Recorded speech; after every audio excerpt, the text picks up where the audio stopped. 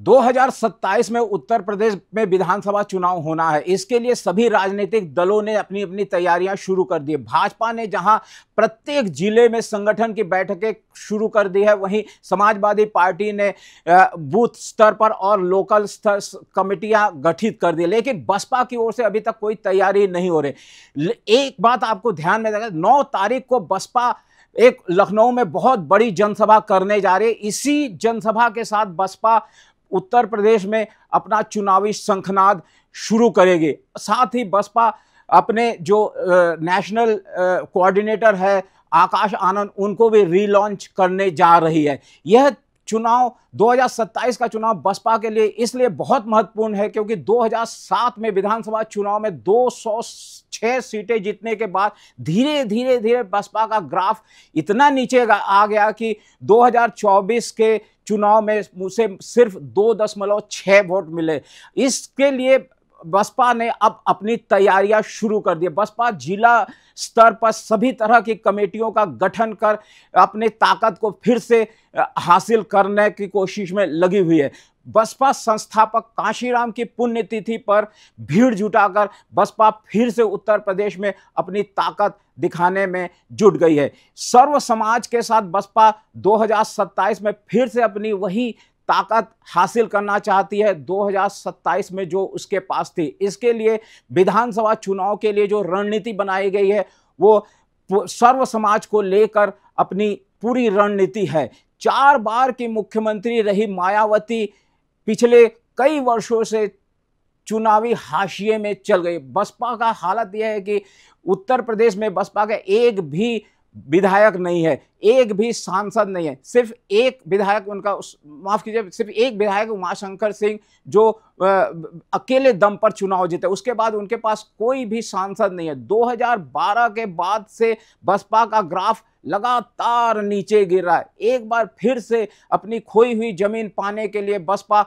सर्व समाज यानी मुस्लिम, ओबीसी और अपर कास्ट को लेकर एक रणनीति बनाने में जुट गई है जो 2027 को अमल में लाया जाएगा। ब्राह्मण और ओबीसी को अपनी ओर खींचने के लिए बसपा प्रत्येक जिले में ब्राह्मण और ओबीसी सम्मेलन करने जा रही है। इसके लिए बसपा ने अपने सभी बड़े नेताओं को प्रत्येक जिले की जिम्मेदारियां दी है। मायावती ने इसके लिए कई मीटिंगें कर दी है। अब उन्होंने राष्ट्रीय स्तर पर भी अपने जो कमेटियां हैं उसको गठित किया।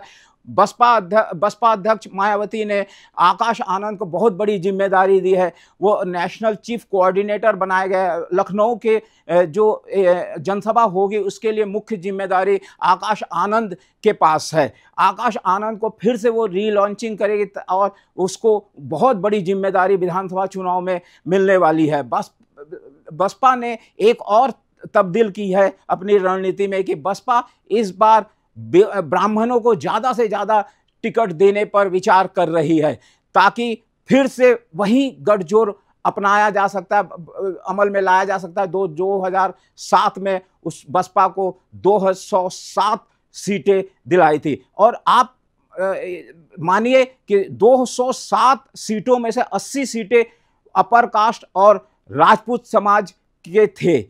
अपर कास्ट यानी ब्राह्मण और राजपूत समाज के थे। इन 80 विधायकों के दम पर बसपा पुनः सरकार बनाई थी और इन 80 विधायकों में से बहुत सारे अपर कास्ट के विधायक ब्राह्मण है, राजपूत है, उन्हें सरकार में भी जगह दी गई थी। बसपा की यह कोशिश फिर से 2027 में है कि बस अपर कास्ट के ब्राह्मण हुए, राजपूत हुए, अन्य अपर कास्ट के उसको लेकर फिर से सरकार बनाया जाए। अब ये देखना है कि 2027 में यह बसपा की जो रणनीति है यह किस तरह से सफल हो जाएगी। इसके लिए मायावती ने 9 अक्टूबर का दिन चुना है जो बसपा संस्थापक कांशीराम की पुण्यतिथि है। इसके लिए बसपा की ओर से लखनऊ के रमाबाई ग्राउंड में एक विशाल जनसभा का आयोजन किया जा रहा है। इसके लिए प्रत्येक जिले से हजारों की संख्या में कार्यकर्ताओं को बुलाया जा रहा है। कहा जा रहा है कि एक एक जिले में 20-20 हजार कार्यकर्ता को लखनऊ ले जाया जाएगा। कार्यकर्ताओं के दम पर ही बसपा पहले 2007 में सत्ता में बनी थी, अब फिर से वही कार्यकर्ताओं के दम पर फिर से सत्ता में आने की कोशिश में। ये कार्यकर्ताओं का कहना है कि ये सिर्फ पुण्यतिथि का वो नहीं है, यह एक तरह से राजनीतिक नए तरह से राजनीति की शुरुआत है।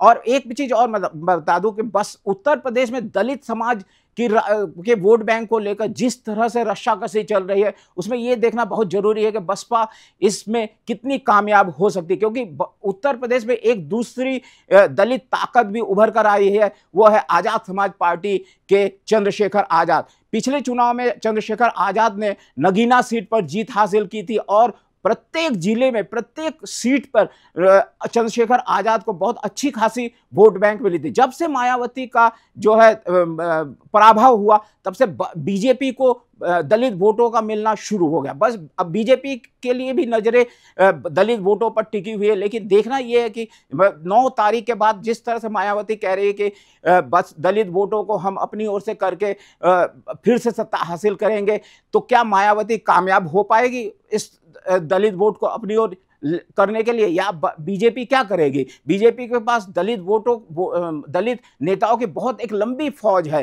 क्या वो लंबी फौज के साथ अपने दलित जो वोट बेस उन्होंने पिछले कुछ सालों से बनाया है बीएसपी ने, और बहुत सारी नीतियों को दलितों के लिए उन्होंने लागू किया, क्या उसके लिए बीजेपी को दलित वोट मिलेंगे? या दलित का जो मूल जाटो वोट है, जैसे 21% उत्तर प्रदेश में दलित वोट है, उसमें 14% जाटो वोट है जो मायावती के समाज के है, वो कहीं भी नहीं जाता, ये वोट कहीं भी नहीं जाता, ये सिर्फ और सिर्फ बसपा की ओर जाता। लेकिन पिछले चुनाव में हमने देखा, चाहे विधानसभा चुनाव है चाहे लोकसभा चुनाव है, बीजेपी ने इस जाटो वोट पर भी सेंधमारी किया। अब ये देखना है कि 2027 में क्या समाजवादी पार्टी, क्या बीजेपी दलित समाज के वोटों में सेंधमारी करता है। इसके लिए हमको 9 अक्टूबर का इंतजार करना पड़ेगा, क्योंकि जिस तरह से बसपा के कार्यकर्ताओं का कहना है कि 9 अक्टूबर को लखनऊ पूरी तरह से नीले झंडे और हाथी निशान से पड़ जाएगा। लाखों लाख लोग लखनऊ में पहुंचेंगे और बसपा का पुनरुत्थान होगा। क्या पुनरुत्थान होगा? क्या दलित समाज फिर से मायावती के पास जाएगा? क्या दलित समाज के लिए बस बीजेपी ने जितने सारे काम किए हैं, क्या उन कामों का लाभ बीजेपी को मिलता हुआ दिखेगा? क्या पीडीए में एक चीज, जो समाजवादी पार्टी का जो पीडीए फॉर्मूला है, उसमें पी से आपको पी, उसमें भी दलित है। दलित समाजवादी पार्टी की भी नजर दलित समाज पर, तभी उसने पीडीए के फॉर्मूले पर दलित को ऐड। क्या दलित समाज समाजवादी पार्टी के अध्यक्ष अखिलेश यादव के बातों के प्रभाव में आएगा? क्या दलित समाज समाजवादी पार्टी की ओर जाएगा, बसपा की ओर जाएगा, या बीजेपी की ओर? ये देखने के लिए 9 अक्टूबर में रमाबाई आंबेडकर पार्क लखनऊ की भीड़ को देखनी पड़ेगी।